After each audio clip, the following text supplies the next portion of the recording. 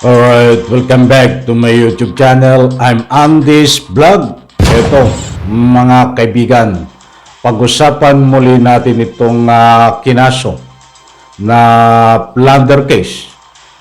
Wala po itong piyansa habang nililitis ang kaso ay nakakulong diyan sa Rias na bakal kung sakaling ito po ay mayroong probable cause na galing ho diyan sa DOJ. Mga kaibigan, bago iakyat sa korte, laban ho dito sa kinaso ni dating Senador Antonio Trillanes kay dating Presidente Digong at ang kanyang kasangkot ay itong kasalukuyang senador na si Bongo na nagkakahalaga ho ng 6.6 billion pera ho ng taong bayan yan. Hindi ho pag-aari. Kaya't may karapatan po tayo alamin kung ano ho ang buong katotohanan dito. But sa puntong ito mga kaibigan ay sumagot ang kampo nitong si Bongo. At ang sabi nga ni Bongo, siya daw ay hindi nagnanakaw ng pera ng taong bayan.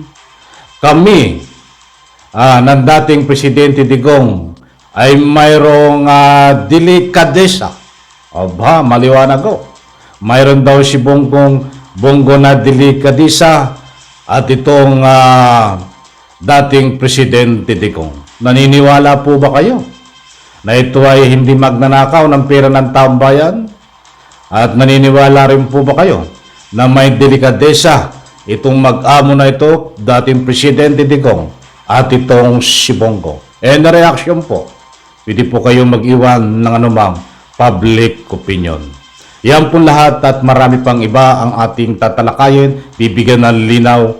Ako'y muling nagpapaalala, kung bago pa lang po kayo sa aking maliit pa na YouTube channel, inaanyayan ko po kayo, please subscribe.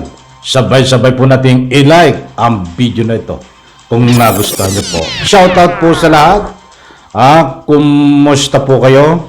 Buhat naman po sa ikangay para lubos niyong maunawaan ay gusto kong ibahagi sa inyo itong ating tinatalakay na sagot sa kampo nitong si Bongo.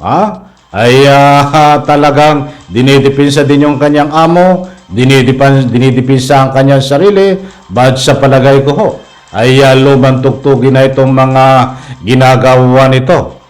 Kahit anong pagdepensa mo wari, ngayon Bongo, kahit anong gawin mo, ay karapatan mong magdepensa ng iyong sarili, but normal ho yan, lumang tugtugin na. Nahaharap ka sa social media at magpapa-interview ka at ang sasabihin mo ay may delikadesa ka, ay sinong maniniwala sa iyan?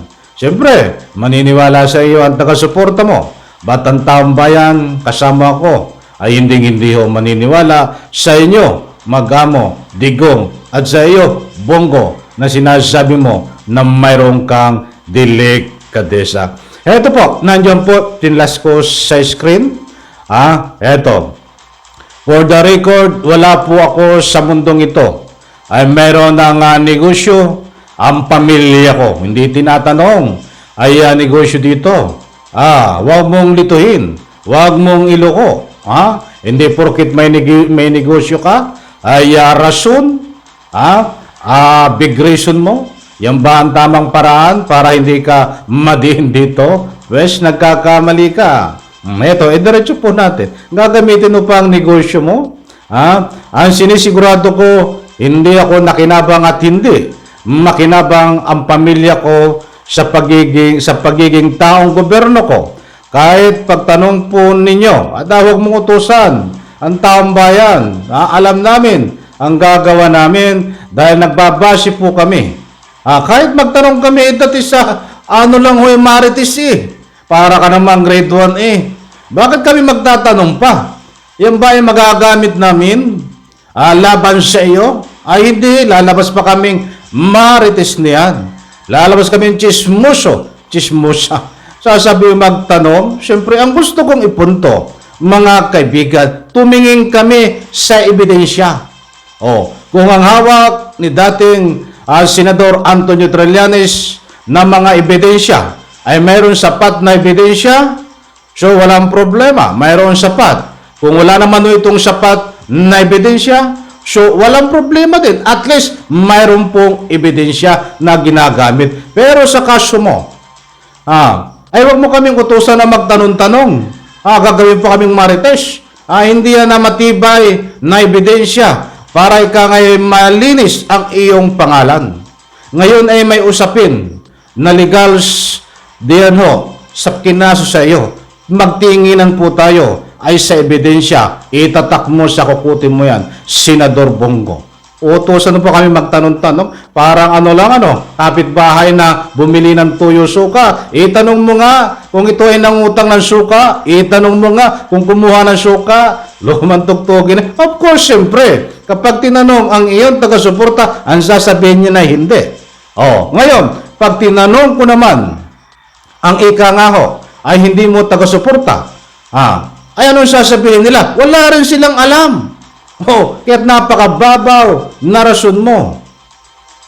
Na ika nga ay magtanong-tanong kami. Ang pinagbabatayan dito, legal na ebidensya na galing sa kuwa audit. Yan. Kaya, kinasuhan ka ng plunder kasama ang iyong amo na si Digong. Ituloy po natin. Kahit ang sarili kong tatay at brother para ilakad ang anumang proyekto o kontrata sa gobyerno. Susagutin mo yan. Wala naman pala Ay paano nagkaroon ng resibo? Hindi maipaliwanag. Nagkaroon po ng mga ebidensya sa inyo. So, isagutin nyo. Hindi mo pwedeng daanin sa mga ganito. Di ba? Ay karapatan mo na ipagtanggol lang iyong sarili. Pero huwag mong daanin sa ikangay parang paawa-ipi ka. Nagpapaawa ka Lumantugtugin na yan. Heto. Para sa aming simpleng probinsyanong, katulad namin ni dating Pangulong Duterte, iniingatan namin ang aming pangalan. Talagang iniingatan ang kanyang pangalan. Para daw sa kanila ni Duterte at si Bongo ay sila ay simpleng probinsyano, iniingatan ang pangalan. Kung iniingatan mo ang pangalan mo, dapat hindi ganyan ang galawan mo sa Senado. Kung iniingatan ng amo mo na si Duterte, ang pangalan niya, ay dapat hindi ganyan ang galawan. Maraming dahilan sa inyong dalawa.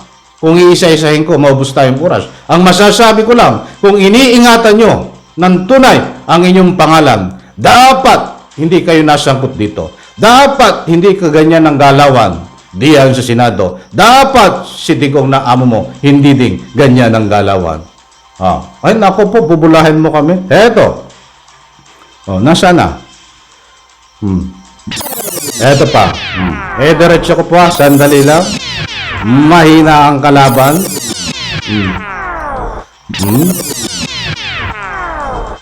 Malinis ang aming konsensya dahil mula noon hanggang ngayon, mayroon kaming delikadisa. Talagang ulitin ko nga, yung portion na yun.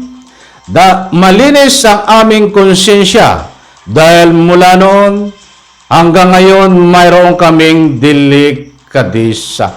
Nako po. Mga kaibigan, gusto ko pong hingin ang inyong panig sa muling pagkakataon. Baka pwede i-comment nyo. Sino ang pabor dito? Sa sinasabi ni Bongo na mayroon silang delikadisa ni Digong at itong kanyang itong si Bongo. Any reaction po? Pwede po kayong mag-iwan ng anumang public opinion. Babasahin po natin. Halagang may delikadisa ba ito? Sana kung may delikadisa kayo, ikaw na lang ito kasi kay Bongo muna. Kung may delikadisa itong si Bongo, ito ay ang hinihingi lang namin kasama ang aking ilang taga-subaybay nung kapanahonan ng kasagsagan na lalabas ang warrant of arrest ni Kibuloy ay pumunta po diyan sa rally kasama ang ika nga po'y sumisigaw ng Justice for Kibuloy. Oh, sinong kinampihan niya?